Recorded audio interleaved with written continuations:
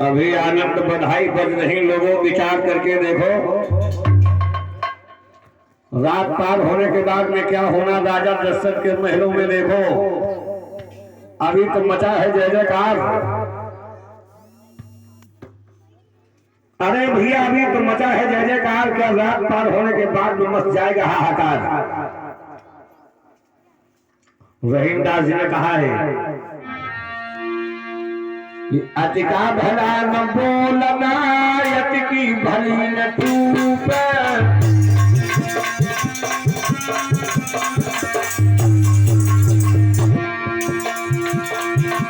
अति का भला न बोलना, यति की भली न चूप। अति का भला न बरतना, यति की भली न चूप।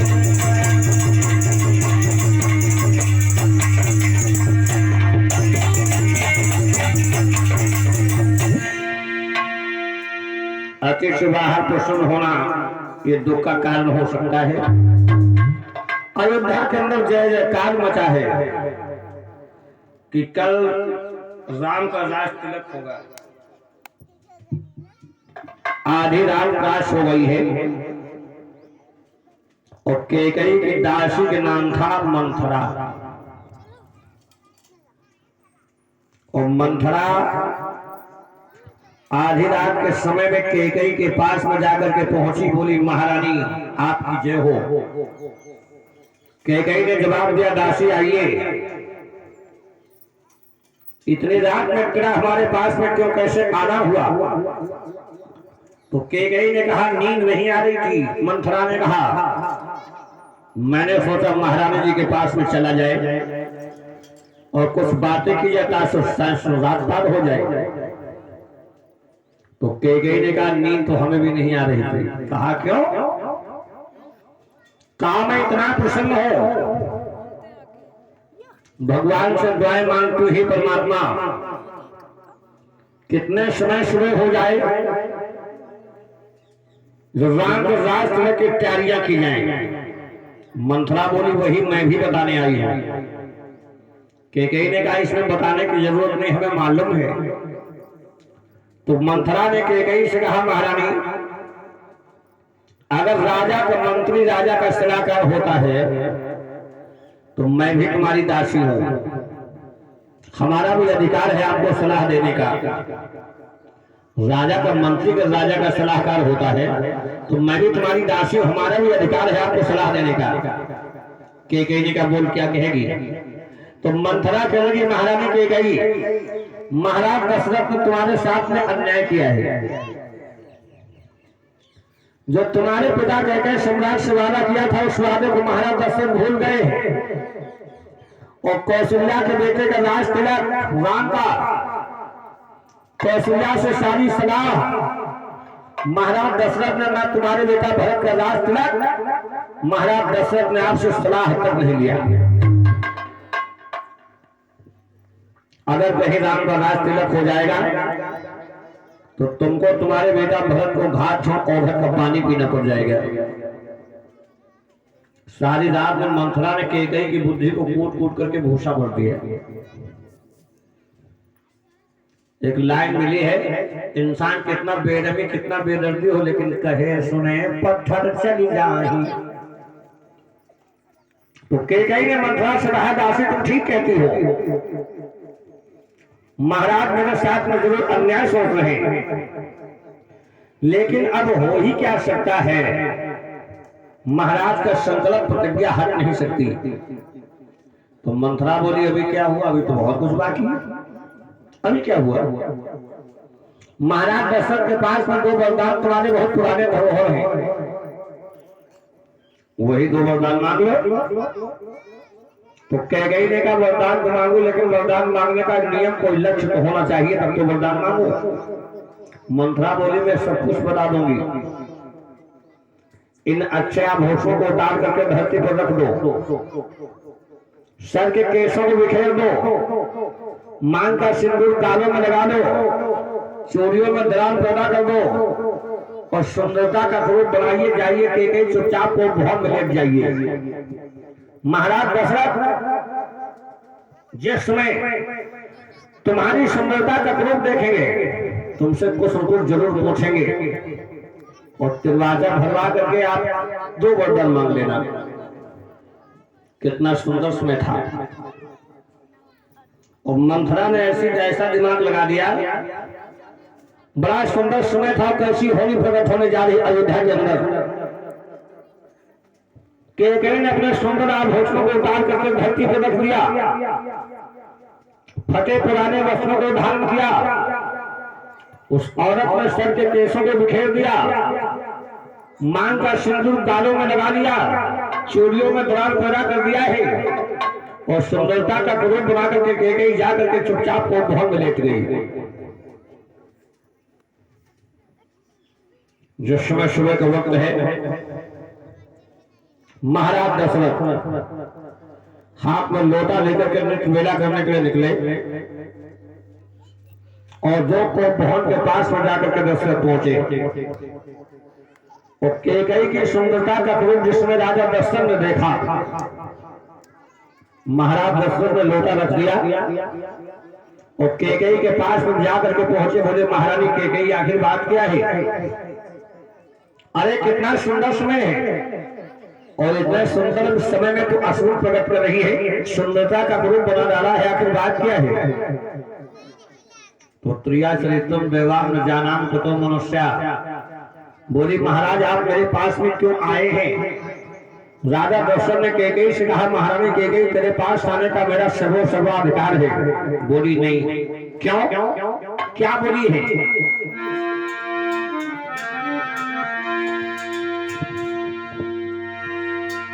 मैं कौन तुम्हारी होती है जो मुझे मनाने आए हो?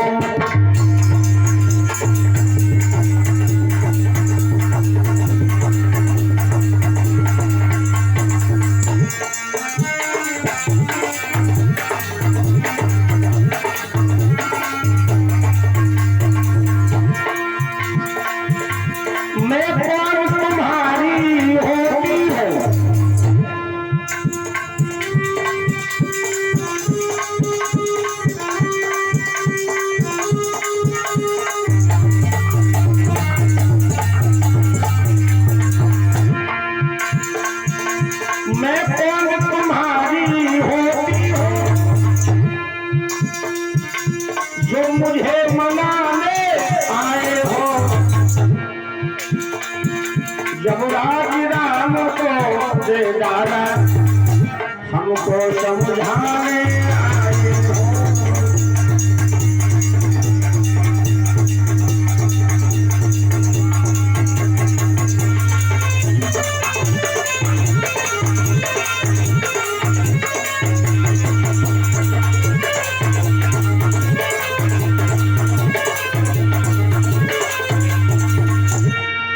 बोली मैं कौन तुम्हारी होती हूँ जो मुझे मनाने आए हो? और जब सारा राज राम को दे दिया हमको समझाने आए हो। हमें 2 वरदान चाहिए। महाराज दशरथ हंसने लगे, कहा कैकेयी अरे 2 वरदानों के पीछे तुमने सुंदरता का रूप बना डाला है। 2 वरदान नहीं 4 वरदान ले लो।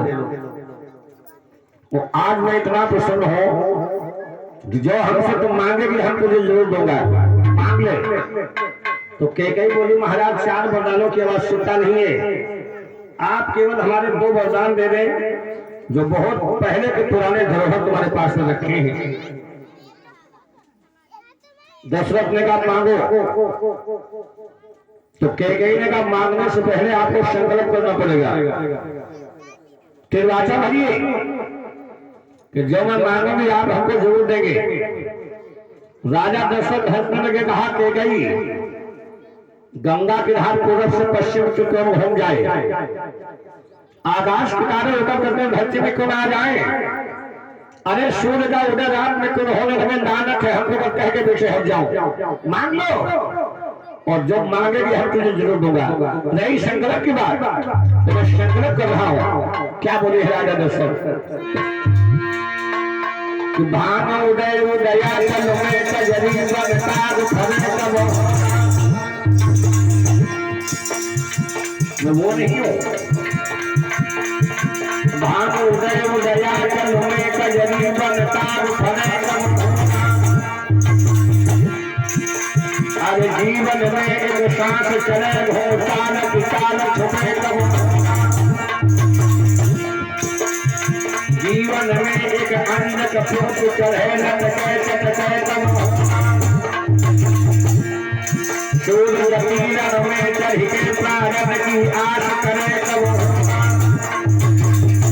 ऐसी बात गवार की मुँह से कही के करी है तब ऐसी बात असीलन की मुँह से कही के बदले तब होगा।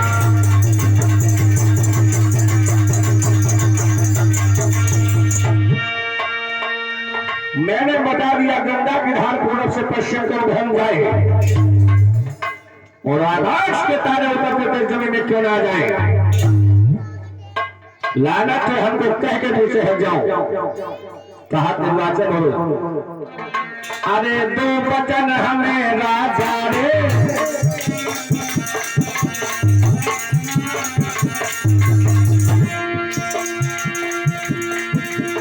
पहले भर हो तिरवा बोलो और फिर तिरवा का भरवाई सौगन हजूर की खाई तुहने भगवती माई।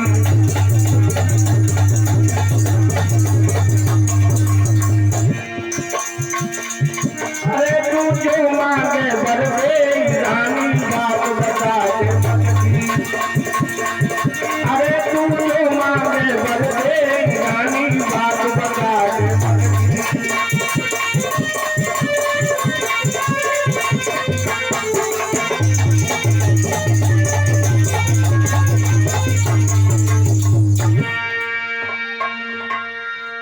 मांग लो।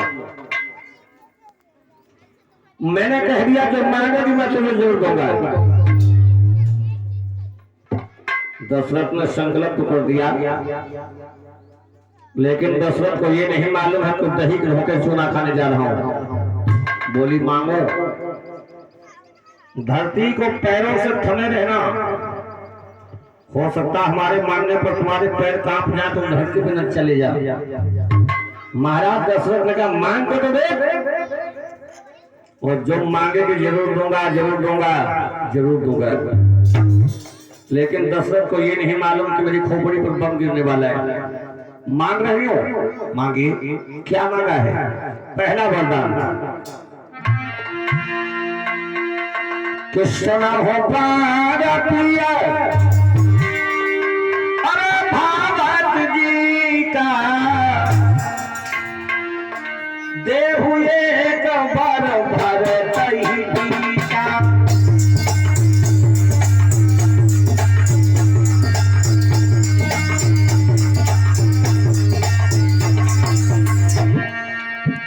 पहला वरदान ये है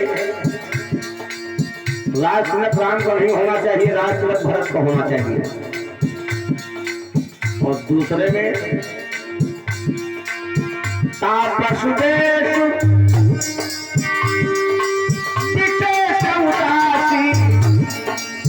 चौदह बरस राम बनवासी।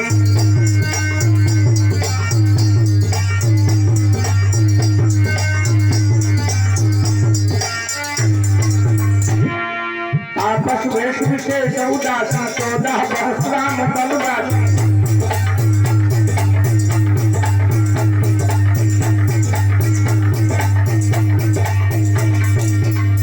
पहले वरदान में मांगा भरत को राज तिलक और दूसरे वरदान में तीनों को ले डाला। तापस वेश विशेष उदासी, तपसी का वेश, राम का विशेष, शेषावतार, लक्ष्मण, दासी दासी माने सीता। क्या कहने लगी?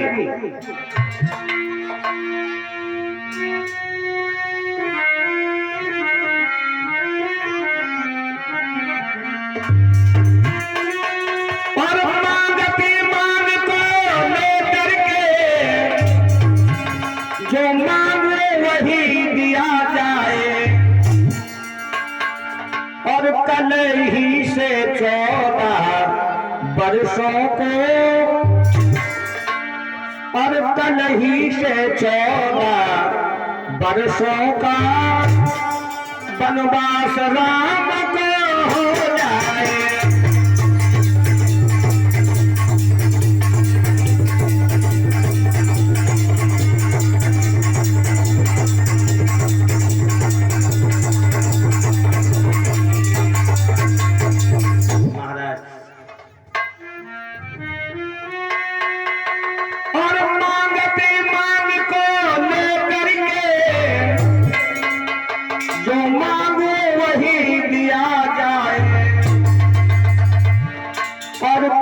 ही से 14 वर्षों का वनवास राम को हो जाए।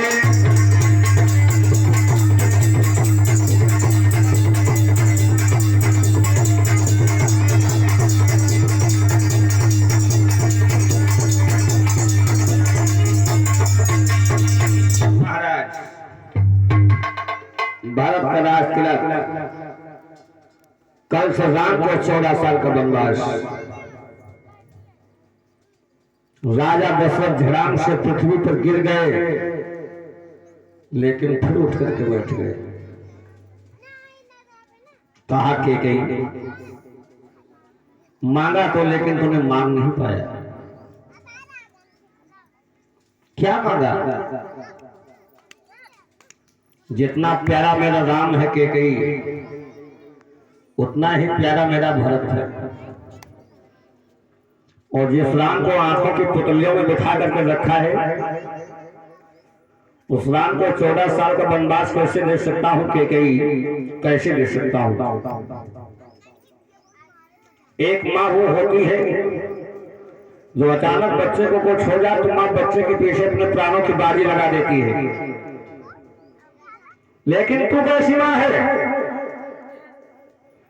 अचानक बच्चे को कुछ हो जाए तो बच्चे के पीछे माँ अपने प्राणों की बाजी लगा देती है।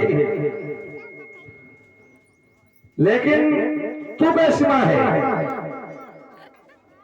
मेरे भाइयों, मांगा तो लेकिन तूने मांग नहीं पाया। क्या बोले है राजा दशरथ?